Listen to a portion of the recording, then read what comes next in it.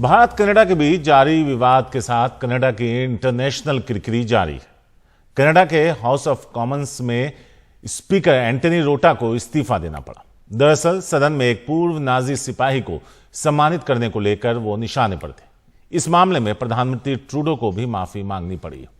इधर यूएन में भारतीय विदेश मंत्री एस जयशंकर ने कनाडा का नाम लिए बिना उस पर जमकर हमला बोला। जयशंकर ने कहा, कनाडा के पास यदि ठोस सबूत है तो उसे सामने रखें, हम उस पर विचार के लिए तैयार हैं। इस दौरान कनाडा के हमदर्द बनने वाले देशों को भी विदेश मंत्री ने खूब खरी खोटी सुनाई।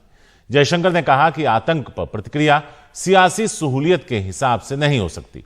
बड़े देशों पर निशाना साधते हुए उन्होंने कहा कि अब वो वक्त नहीं रह गया जब कुछ देश मिलकर दुनिया का एजेंडा सेट करते थे। भारत कनाडा संबंधों में दरार को लेकर अमेरिका भी निशाने पर है। अमेरिका पर इस मामले में डबल गेम खेलने का आरोप लग रहा है। अमेरिका ने एक बार फिर इस मामले में बयान दिया। अमेरिकी विदेश मंत्रालय के प्रवक्ता मिलर ने कहा कि कनाडा के आरोप चिंता का विषय हैं और इस मामले में दिल्ली को जांच में सहयोग करना चाहिए। I must step down as your speaker. I reiterate my profound regret for my error in recognizing an individual in the House during the joint address to Parliament of President Zelensky.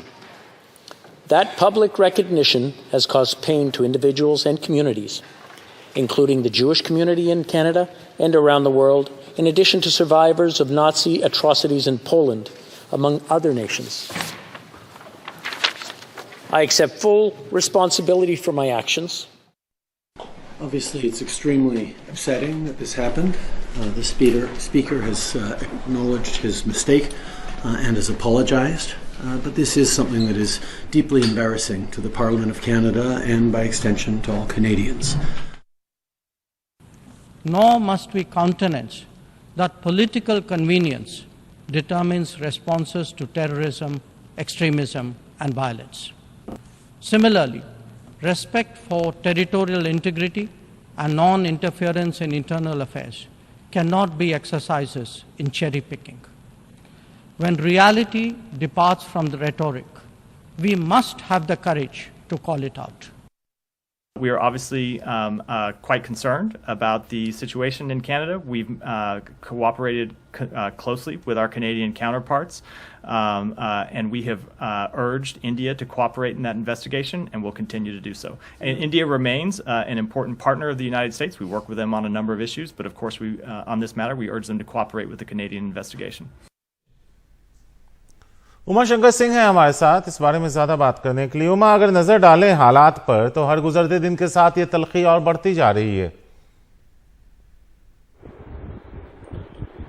जी बिल्कुल, देखिए शारिक, अभी जो हमने अपने दर्शकों को दिखाया वो तीन अलग अलग बातें हैं, लेकिन तीनों कहीं ना कहीं दूसरे से जुड़ी हुई हैं। जो पहला मामला है वो है जयशंकर ने, जो हमारे विदेश मंत्री हैं, उन्होंने किस तरीके से यूएनजीए में अपनी बात रखी और कहा कि राजनीतिक सहूलियत के हिसाब से आतंकवाद पे बात नहीं होनी चाहिए। इसके बाद काउंसिल फॉर जो फॉरेन अफेयर्स है उसमें एक परिचर्चा में शामिल होते हुए विदेश मंत्री ने और ज्यादा तीखी बातें कही है कनाडा को लेकर। उन्होंने सीधे तौर पर कहा है कि वहां पर जिस तरीके से संगठित अपराध को बढ़ावा दिया जा रहा है, जिस तरीके से वहां पे भारत विरोधी भावनाएं भड़काई जा रही है और ये सब राजनीतिक वजहों से हो रहा है, ये नहीं होना चाहिए। साथ ही उन्होंने ये भी वहां साफ किया कि अगर कोई सबूत दिया जाएगा तो भारत उस पर देखने को तैयार है। हालांकि उन्होंने साफ कर दिया कि जब उनसे एक सवाल पूछा गया तो उन्होंने साफ कर दिया कि जो पॉलिसी है वो भारत सरकार की पॉलिसी नहीं है। यानी कि जिस तरह की किलिंग की बात कनाडा में की गई है या जिस तरह का आरोप ट्रूडो की तरफ से लगाया गया है, सीधे तौर पर उससे इनकार किया है। लेकिन कनाडा में जिस तरह की वस्तुस्थिति बनी है पिछले खासतौर पर कुछ सालों के भीतर, उसको बहुत ही मजबूती के साथ रेखांकित किया विदेश मंत्री एस जयशंकर ने और साफ तौर पे भारत का जो पक्ष है वो रखा। तो जो बात बिना नाम लिए उन्होंने यूएनजीए में कहा था उसको खुले तौर पर, साफ तौर पर जो ये काउंसिल फॉर फॉरेन अफेयर्स है उसमें बड़ी चर्चा के दौरान उन्होंने अपनी बात रखी है। दूसरी बात अमेरिका की है। अमेरिका की तरफ से जो बयान आया है वो भी हमने अपने दर्शकों को दिखाया है कि किस तरीके से अमेरिका ये कह रहा है कि भारत जो है वो एक बहुत ही अहम साझीदार है। लेकिन इस मुद्दे पर, यानी कि निज्जर के मुद्दे पर जिस तरीके का कनाडा ने आरोप लगाया है उसको लेकर जांच की बात अमेरिका लगातार कह रहा है और कह रहा है कि भारत से उसकी अपील है कि भारत इसमें सहयोग करे और वो ये अपील करता रहेगा। तो विदेश मंत्री ने साफ कर दिया है कि अगर सबूत दिया जाएगा तो भारत जो है वो कोऑपरेट करने को तैयार है, लेकिन अभी तक किसी तरह का कोई सबूत दिया ही नहीं गया है। ये सबसे बड़ा सवाल है। एक और बात जो कि हाउस ऑफ कॉमन्स के स्पीकर के इस्तीफे के तौर पे सामने आई है, तो जिस तरीके से वहां पे एक नाजी सैनिक को सम्मानित किया गया था कुछ दिन पहले, उस मामले में किरकिरी इसलिए हुई क्योंकि ये मामला जो है उसको अलग अलग देशों ने उठाया, इजराइल ने भी उठाया, कई सारे देशों ने इसके ऊपर सवाल उठाया कि किस तरीके से जो नाजी के साथ लड़ चुका हो, उसके लिए लड़ चुका हो, उसको सम्मानित किया जा सकता है। ये हुआ था जब जेलेंस्की कनाडा की संसद को संबोधित कर रहे थे उस दौरान, तो उसी की जिम्मेदारी लेते हुए वहां के स्पीकर ने इस्तीफा दे दिया है। तो ये एक अंतर्राष्ट्रीय किरकिरी की बात जो है वो बनी कनाडा के लिए, और इसलिए जो पीएम ट्रूडो है उन्होंने भी माफी मांगी थी कल ही, और आज स्पीकर का इस्तीफा हो गया।